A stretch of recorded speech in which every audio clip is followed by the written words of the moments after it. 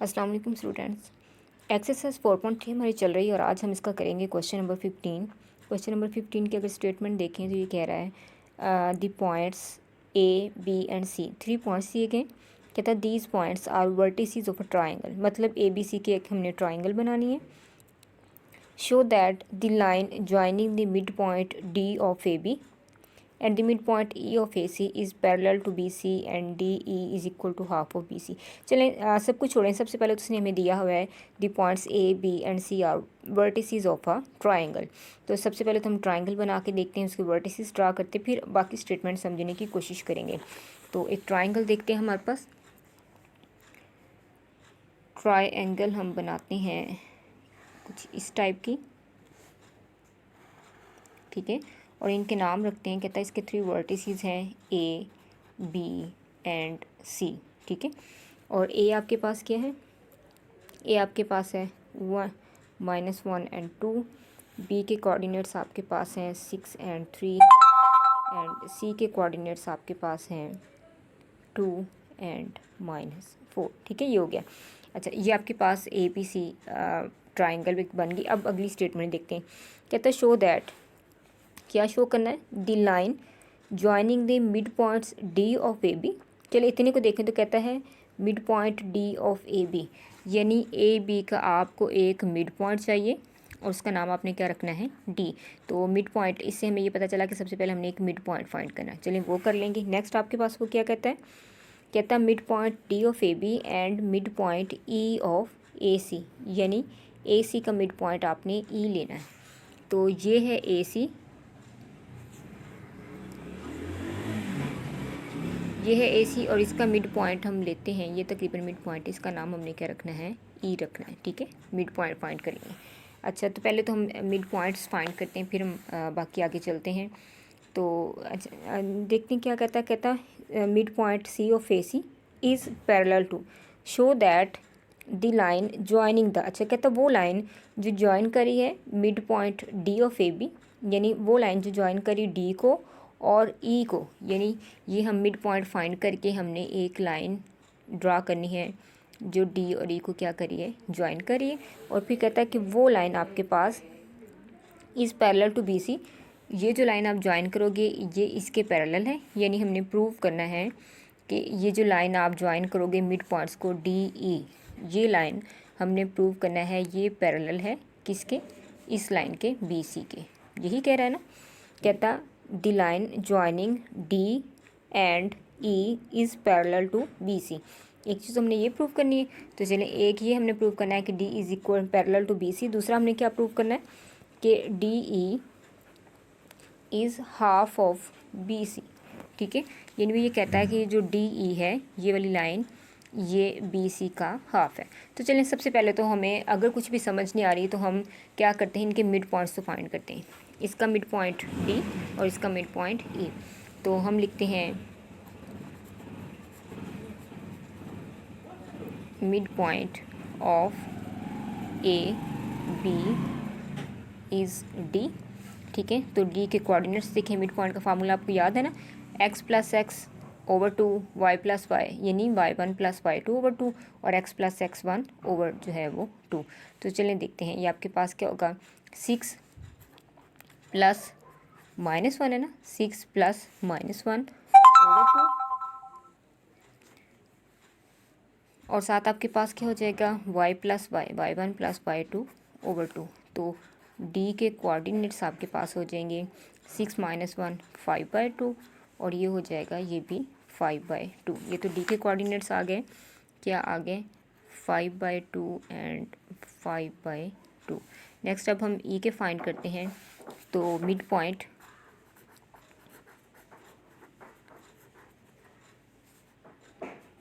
Of A सी का है ना, ए सी इज़ ई और ई के कोऑर्डिनेट्स आपके पास क्या होंगे, दोनों एक्स को ऐड करके 2 पे डिवाइड कर देंगे और दोनों वाई को ऐड करके 2 पे डिवाइड कर देंगे।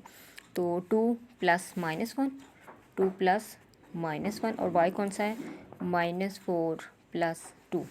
तो ये ई के हो जाएंगे 2 - 1 1/2 और ये -2/2। कटिंग कर लें, लेकिन जो कि बाद में हमने इसको माइनस करना है तो ये फ्रैक्शन में ही रहने देते हैं। ठीक है, ये हो गया। अब वो क्या कहता है, अब हमें प्रूव करना है कि डी ई जो है वो पैरेलल है बी सी के, यानी ये वाली लाइन इस लाइन के पैरेलल है। और पैरेललिटी की हमें क्या सिचुएशन हमें पता है, क्या कंडीशन उसकी पता है कि अगर दो लाइन्स पैरेलल होंगी तो इसका मतलब इनकी स्लोप इक्वल होगी, या अगर दो लाइन की स्लोप इक्वल आ गई तो मतलब वो लाइन्स पैरेलल हैं। तो हम क्या करते हैं, स्लोप तो हमारे पास नहीं है, हम इसकी भी स्लोप फाइंड करते हैं, इसकी भी स्लोप फाइंड करते हैं। अगर दोनों स्लोप्स इक्वल आ गई तो ये पैरेलल होंगी। स्लोप फाइंड करने का फार्मूला आपको याद है, m is equal to y2 minus y1 over x2 minus x1। तो दोनों पॉइंट्स हमारे पास मौजूद हैं। e के पॉइंट लिख लेते हैं 1/2 एंड -2/2। तो चलें हम फाइंड करते हैं, क्या हमने प्रूव करना डी ई, तो slope of D E, slope of B C find करते हैं। स्लोप ऑफ डी ई के दोनों पॉइंट्स y में से y माइनस कर देते हैं, तो ये हो जाएगा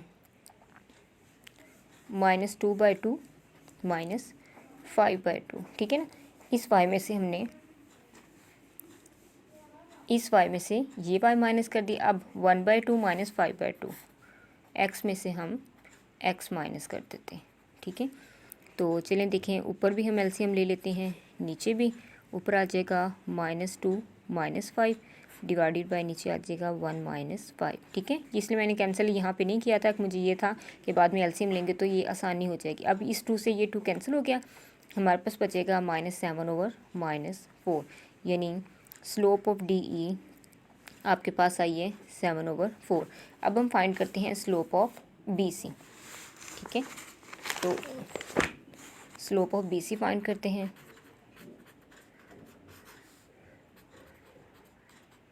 स्लोप ऑफ बी सी ये पॉइंट्स हैं, y में से y माइनस करते हैं तो क्या हो जाएगा -4 -3 -4 -3 डिवाइडेड बाय x में से x माइनस करते हैं 2 -6 2 -6, तो ये आपके पास हो जाएगा -7/-4, यानी 7/4। हमारी पिछली स्लोप क्या आई थी, वो भी 7/4 आई थी। तो हम लिखते हैं slope of D E is equal to slope of B C as slope of D E is equal to slope of B C. So हम कह सकते हैं कि डी ई जो है that is parallel to B C. ये हमने यही चीज़ तो प्रूव करनी थी। तो एक पार्ट हमारा हो गया प्रूव। अब हम सेकंड पार्ट की तरफ जाते हैं। फर्स्ट पार्ट हमारा हो गया, हमने ये चीज़ प्रूव कर दी। अब चलते हैं सेकंड पार्ट की तरफ। सेकंड पार्ट हमारा क्या क्वेश्चन में कहता है, आपने प्रूव करना है कि D E is equal to half of B C, यानी डी ई की लेंथ जो है वो बी सी की लेंथ का हाफ है। देखने में तो लग ही रही है, लेकिन हमने इसको मैथमेटिकली प्रूव करना है। अब जब बात आती है लेंथ की, तो उसके लिए हम लेंथ को मेजर करने के लिए हमेशा हम डिस्टेंस फार्मूला यूज़ करते हैं। तो यहाँ से हमें क्लियर पता चल रहा है कि हमने ये बताना है कि डी ई का डिस्टेंस जो है वो बी सी की लेंथ या डिस्टेंस का हाफ है। तो दोनों का डिस्टेंस फाइंड कर लेते हैं और हमें जो है वो अंदाज़ा हो जाएगा। तो डी ई पे डिस्टेंस फार्मूला अप्लाई करते हैं, तो हम क्या लिखते हैं, एस डी हम यहाँ पे लिख लेते हैं। डी आपके पास क्या है 5/2 एंड 5/2, और ई आपके पास है 1/2 एंड -2/2। तो डी ई यूज़ करते फार्मूला, लेंथ डिस्टेंस का फार्मूला आपको याद होगा क्या था, x2 minus x1 square plus y2 minus y1। ये डिस्टेंस का फार्मूला। डिस्टेंस असल में लेंथ को कहते हैं ना, दो पॉइंट्स के दरमियान जितनी लेंथ होती है वो डिस्टेंस होता है। तो इसलिए जब भी अपनी लेंथ फाइंड करनी हो आप डिस्टेंस फार्मूला यूज़ करेंगे। तो x में से x हम माइनस कर देते हैं 5/2 स्क्वेयर, और प्लस क्या हो जाएगा -2/2 -5/2 स्क्वेयर। तो ये आपके पास हो जाएगा, एलसीएम लेंगे तो 1 -5 स्क्वेयर, और ये हो जाएगा एलसीएम लेके 2 -2 -5 स्क्वेयर ऑफ -2 × -5। ये आपके पास हो जाएगा -4/2, इसका हम स्क्वेयर ले लेंगे, और यहाँ पे -7/2 का स्क्वेयर ले लेंगे। तो स्क्वेयर ऑफ भी 16/4 प्लस 49/4, क्योंकि स्क्वेयर से माइनस तो कैंसिल होगी ना। तो इसका अगर हम एलसीएम लेते हैं तो 4, और ये आपके पास हो जाएगा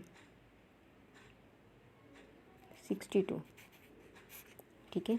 और इसको अगर आप लिखोगे तो 62 स्क्वेयर रूट बाय 2 भी लिख सकते हैं।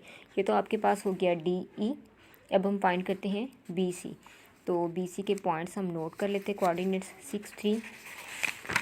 बी के कोऑर्डिनेट्स आपके पास हैं 6 एंड 3 और सी के कोऑर्डिनेट्स आपके पास हैं 2 एंड -4। तो बी सी हम लोग फाइंड करते हैं। तो मैं डायरेक्ट डिस्टेंस फार्मूला जो था x2 - x1 में माइनस करने लगी हूँ इनको। हो जाएगा 2 - 6 स्क्वेयर प्लस -4 - 3 स्क्वेयर।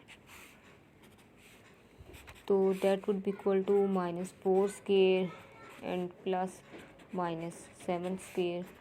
तो ये हो जाएगा 16 + 49 स्क्वेयर रूट ऑफ 16 + 49 और ये हमारे पास आ जाएगा 65 स्क्वेयर रूट। ठीक है, पीछे अगर आप देखोगे तो आपके पास क्या, सॉरी ये 65 था।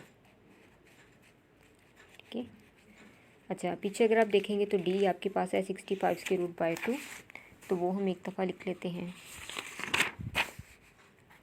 डी ई जो हमारे पास आया था that was equal to 65 square root by 2। ठीक है, 65 स्क्वेयर रूट बी सी है। तो अगर आप एग्री हो तो फिर मैं 65 स्क्वेयर रूट की जगह, क्योंकि ये बी सी है ना, B C is equal to 65 square root, तो जहाँ पे 65 स्क्वेयर रूट आ रहा है वहाँ पे मैं बी सी लिख दूँ, यानी बी सी मॉड की फॉर्म में लिखते हैं, ब्रैकेट की फॉर्म में लिखते हैं। डिस्टेंस है तो ये दोनों तरह से चलता है। वैसे तो नॉर्मली डिस्टेंस को मॉडुलस की फॉर्म में लिखते हैं, लेकिन चूँकि अगर आप बी सी वैसे भी लिख देते हो तो भी ये लेंथ को ही शो करता है। ठीक है, तो यहाँ पे उसने मॉड की फॉर्म में भी नहीं लिखा, बार भी ऊपर नहीं डाला, तो हम इसको ऐसे ही चलने देंगे। तो यहाँ से देखें प्रूफ हो गया हमारे पास कि डी ई जो है ये 1/2 आप साइड पे भी कर सकते हैं, क्योंकि उसने साइड पे किया हुआ है ना, तो आप साइड पे कर लें इसे, वैसे रहने देंगे तो वैसे भी चलेगा। तो D E is equal to half of B C. तो हमारा प्रूफ हो गया कि जब हमने एक ट्राइंगल ड्रा की थी तो दो साइड्स के जब हमने मिड पॉइंट्स लिए थे, ठीक है, तो उनको ज्वाइन करने से जो लाइन बनी थी वो लाइन बी सी के पैरेलल भी है और उसका हाफ भी है। तो ये था क्वेश्चन नंबर 15। एक्सरसाइज 4.3 के क्वेश्चन नंबर 21 की तरफ जाएँ तो यहाँ पे कह रहा है 21 हमारे स्मार्ट सिलेबस में शामिल है, इसका बी एंड सी पार्ट। यहाँ पे कह रहा है convert the each of the following equation into slope intercept form, two intercept form and normal form. Also find the length of perpendicular from origin कह रहा है, लेकिन चलिए हम बाद में देखते हैं। फिलहाल इनको देखते हैं। Slope intercept form, two intercept and form and normal form. जब हमने क्वेश्चन नंबर 9 एंड 10 किया था उस वक्त हमने कहा था कि टाइप्स ऑफ इक्वेशन वैसे तो 6 हैं, लेकिन हम 3 इसमें हमें ज़रूरत थी, हमने डिस्कस की थी। और ये कहा था जब क्वेश्चन नंबर 21 आएगा तो कुछ हम वहाँ पे डिस्कस करेंगे। ठीक है, तो स्लोप इंटरसेप्ट फॉर्म हमारे लिए नई नहीं है, वो हमने यूज़ की थी। Two intercept and normal form हमने इस वक्त डिस्कस नहीं की थी, वो थोड़ा सा देख लेते। सबसे पहले तो देखें, रिवाइज कर लेते हैं। स्लोप इंटरसेप्ट फॉर्म क्या थी? y is equal to M X plus C, आपको याद होगा m mean slope and c y intercept था। जो टू इंटरसेप्ट फॉर्म है ना वो है x/a plus y over b is equal to 1। इसमें a और b जो हैं ये x एंड y इंटरसेप्ट हैं। x एंड y इंटरसेप्ट क्या होते हैं? उस वक्त भी हमने कहा था कि अगर एक लाइन x एक्सिस को किसी पॉइंट पे कट करी है तो जो इसका x कोऑर्डिनेट होगा वो x इंटरसेप्ट होगा, क्योंकि y तो 0 कोऑर्डिनेट होगा ना। ठीक है, और जहाँ पे ये y एक्सिस को कट कर रही है तो ये जो इसका y कोऑर्डिनेट होगा वो आपका y इंटरसेप्ट होगा, क्योंकि यहाँ पे x कोऑर्डिनेट 0 होगा। तो ये आपके x एंड y इंटरसेप्ट हैं, जो कि लिखा हुआ है x/a plus y over b is equal to 1। Normal form आपकी ये है x cos alpha plus y sine alpha is equal to p जो है ना ये इस लाइन की ये ओरिजिन से लेंथ ऑफ परपेंडिकुलर है। ठीक है, तो जब हम ये वाली फॉर्म करेंगे तो इसी में हमारा जो फोर्थ पार्ट उसने कहा ना also find length of perpendicular, वो इसी में कवर हो जाएगा। तो ये आपके पास लेंथ ऑफ परपेंडिकुलर है from origin to the line, इसको हम पी कहते हैं। ठीक है, तो स्टार्ट करते हैं। क्वेश्चन नंबर 21 बहुत ईजी है। मैं इसका आपको बी पार्ट जो है वो करके दिखा देती हूँ। बी बल्कि इजी है, सी थोड़ा सा इसमें थोड़ा सा एक पॉइंट डिफरेंट आएगा, मैं वो करके दिखा देती हूँ। बी आपका इजीली हो जाएगा, थोड़ा सा एक पॉइंट डिफरेंट है बी और सी में, तो इस वजह से मैं सी करके दिखा देती हूँ। ये था क्वेश्चन नंबर 21 का सी पार्ट। इसमें हमने सबसे पहले इसको कन्वर्ट करना स्लोप इंटरसेप्ट फॉर्म में। आपको नज़र आ रही है, ये लिखी हुई है, सारी चीज़ें छोड़ें। इसमें हमें ये क्लियर नज़र आ रहा है कि हमने y को एक साइड पे करना है और बाकी सारी चीज़ें उनको उस साइड पे लेके चलें। तो यहाँ पे ऐसे करते हैं, ठीक है, हम ऐसा करते हैं, y को एक साइड पे रहने देते हैं और बाकी जो सारे नंबर्स हैं उनको दूसरी साइड पे ले जाते हैं, ठीक है। कंपैरिजन करें इसके साथ, तो y अकेला है, हमारे पास यहाँ 15 मौजूद है, तो आपने सारी इक्वेशन को 15 पे डिवाइड करना है, क्योंकि हमने y के साथ 15 ख़त्म करना है। तो जो काम एक तरफ करेंगे वही काम हमें दूसरी तरफ भी करना पड़ेगा। 15 से 15 कैंसिल हो गए, ये हो जाएगा 8/15x माइनस 3/15 को आप 1/5 जो है ये भी लिख सकते हैं। तो अगर आप इसका कंपैरिजन करें तो ये आपकी स्लोप हो जाएगी, y is equal to this is mx plus c, ठीक है। c चाहो तो ऐसे लिख दो और चाहो तो इस तरह से लिख दो, यानी आपकी ये भी ठीक है, ये भी c। This is which is slope intercept form, ठीक है, which is slope intercept form.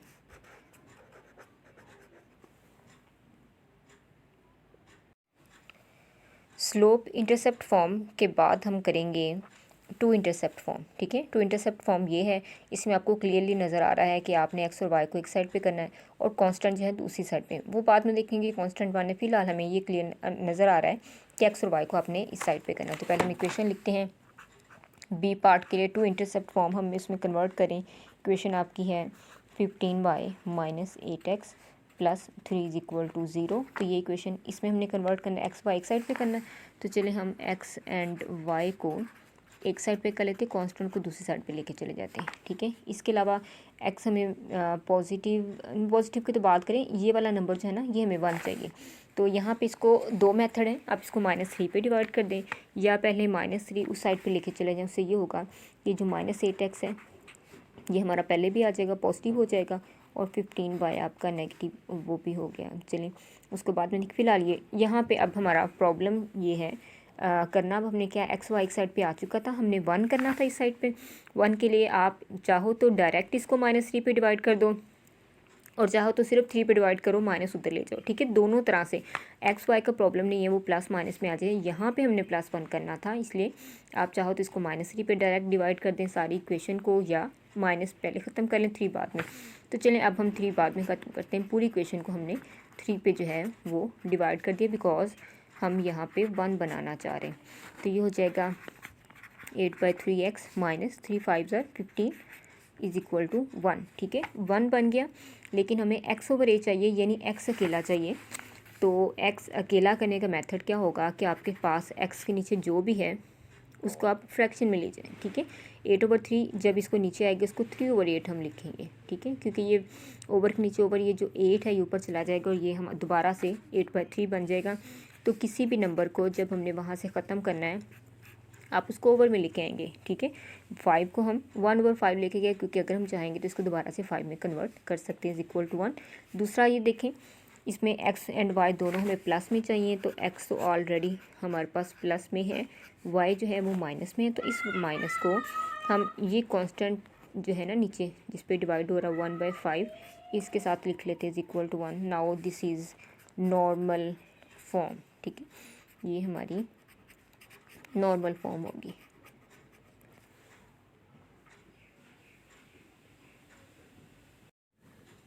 अब हम आते हैं थर्ड पार्ट की तरफ, जिसमें वो कहता है कि आपने इसको नॉर्मल फॉर्म में कन्वर्ट करना है इस इक्वेशन को। तो चलें देखते हैं, आपके पास इक्वेशन आपके पास गिवन है और ये इसकी नॉर्मल फॉर्म है, ठीक है। तो नॉर्मल फॉर्म में कन्वर्ट करने के लिए सबसे पहले तो आप क्या करेंगे, एक्स वाई एक साइड पे रहने दें, कांस्टेंट को दूसरी साइड पे लेके चले जाएं, ठीक है। तो हो जाएगा 15y minus 8x is equal to -3, ठीक है। कोशिश कीजिएगा कि आप इसको प्लस में कर लें, तो ये माइनस आप इस साइड पे लेके आ जाएं। तो उससे ये हो जाएगा 8x प्लस में हो जाएगा और 15y ये माइनस में हो जाएगा, this is equal to this one. अब थोड़ा सा फ़र्क ये है कि अब नॉर्मल फॉर्म में कन्वर्ट करने के लिए हमें नहीं पता भी कितना है, साइन अल्फ़ा कॉस अल्फ़ा कितना है। आपने इस पूरी इक्वेशन को डिवाइडिंग बाय ये जो है ना ए एक्स का कोफिशेंट और ये जो वाई का कोफिशेंट है, इन दोनों के स्केयर का square root of all the square, इससे हमने इसको डिवाइड करना है। तो ये कितना हो जाएगा 64 + 225 स्क्वायर रूट, ठीक है। और ये आपके पास हो जाएगा 2 =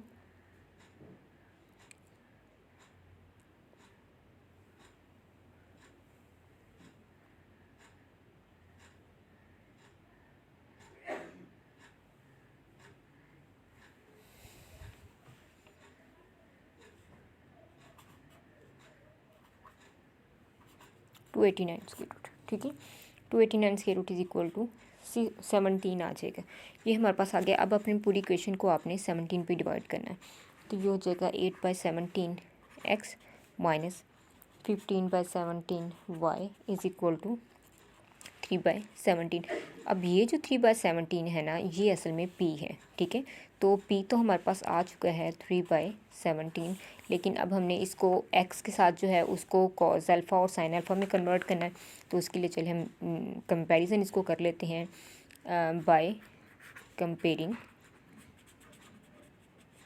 क्या x cos alpha plus y sin alpha is equal to p। आपके पास cos अल्फ़ा जो है वो है आ जाएगा 8/17, sin अल्फ़ा जो है वो नेगेटिव है -15/17 पे आ गया, ठीक है। यहाँ से आपने अल्फ़ा की वैल्यू फाइंड करनी, तो कोशिश कीजिएगा कि आप जो है जब आप क्वेश्चन नंबर 21 का बी पार्ट करोगे ना, जो मैंने आपके लिए छोड़ा, उसमें दोनों पॉजिटिव आ जाएंगे। दोनों पॉजिटिव का मतलब है कि वो अल्फ़ा फर्स्ट क्वाड्रेंट में है, तो आप चाहे यहाँ से अल्फ़ा की वैल्यू निकाल दीजिएगा या यहाँ से वो दोनों की सेम आएगी। यहाँ पे थोड़ी डिफरेंट सिचुएशन है कि एक पॉजिटिव है cos अल्फ़ा और sin अल्फ़ा नेगेटिव है, ठीक है। तो आप ऐसा कीजिएगा कि cos अल्फ़ा से वैल्यू आप निकाल दीजिएगा। अल्फ़ा की वैल्यू आपके पास हो जाएगी cos इनवर्स 8/17, ठीक है। जब इसको आप वैल्यू निकालोगे तो ये आ जाएगा 60.93 डिग्री, ठीक है, ये वैल्यू आ जाएगी। यहाँ से आप निकालोगे तो आपको -61.93 आ जाएगा। लेकिन हमारे पास जो है दोनों सेम करने के लिए आप जो है वो क्या करोगे कि हमारे पास ये देखें cos पॉजिटिव है ना और sin नेगेटिव है। यहाँ पे थोड़ा सा आपको ध्यान देना पड़ेगा। बी पार्ट में दोनों सेम आ जाएंगे तो हम लिखेंगे फर्स्ट क्वाड्रेंट में आप इन्हीं वैल्यूज़ को एज इट इज़ ले लीजिएगा, ठीक है। लेकिन यहाँ पे cos पॉजिटिव है, sin नेगेटिव है, तो वो किस में होता है? जिसमें cos पॉजिटिव होता है sin नेगेटिव होता है वो फोर्थ क्वाड्रेंट में होता है, ठीक है। अगर आप इसके क्वाड्रेंट्स की बात करें, positive cos and negative sin fourth quadrant में, तो फोर्थ क्वाड्रेंट में 61.93 वैल्यू एंगल तो नहीं आ सकता। फोर्थ क्वाड्रेंट में 90 प्लस 180 प्लस 270 प्लस एंगल आ सकता है। तो इस किस्म की सिचुएशन में जब आपका एंगल फोर्थ क्वाड्रेंट में है या सेकंड में है या थर्ड में है, तो उसको फाइंड करने का मेथड थोड़ा डिफरेंट होगा। पॉजिटिव वैल्यू निकाल के सेकंड के लिए आप 180 माइनस थीटा कर दीजिएगा और थर्ड के लिए आप 180 प्लस थीटा से वैल्यू निकाल दीजिएगा। फोर्थ क्वाड्रेंट में जैसे अब हमने फाइंड करनी है, तो ये 360 है ना, हम इसको करेंगे 360 माइनस जो भी आपका एंगल है, ठीक है। तो आपको उसकी एंगल की एग्जैक्ट वैल्यू जो है वो मिल जाएगी, ठीक है। So alpha is equal to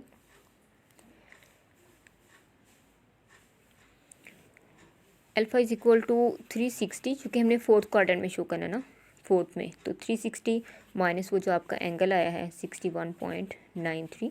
क्योंकि इस तरह से अगर आप करोगे तो अल्फ़ा दोनों डिफरेंट आएंगे, लेकिन ये मेथड करोगे फिर ठीक आ जाएगा।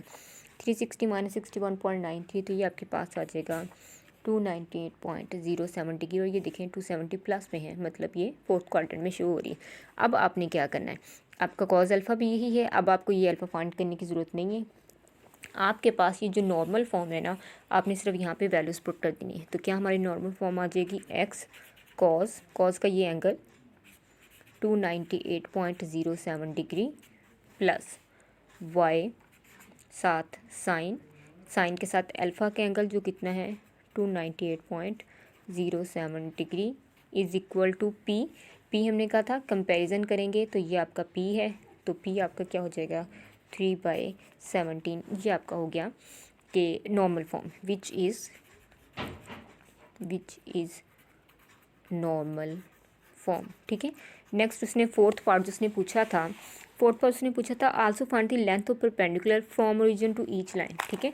Length of perpendicular from origin to these line, तो आपके पास यही लेंथ ऑफ परपेंडिकुलर p जो है ना, that is length of perpendicular है कहाँ से, फ्रॉम ओरिजिन 0 से। तो p आपके पास यहाँ पे 3/17 आगे। एक और मेथड भी है उसको फाइंड करने का p का, लेकिन जब हमारे पास यहाँ पे ऑलरेडी फाइंड किया हुआ है तो हमें दूसरा मेथड यूज़ करने की ज़रूरत नहीं है। तो स्टूडेंट्स, ये था क्वेश्चन नंबर 21 का थर्ड पार्ट।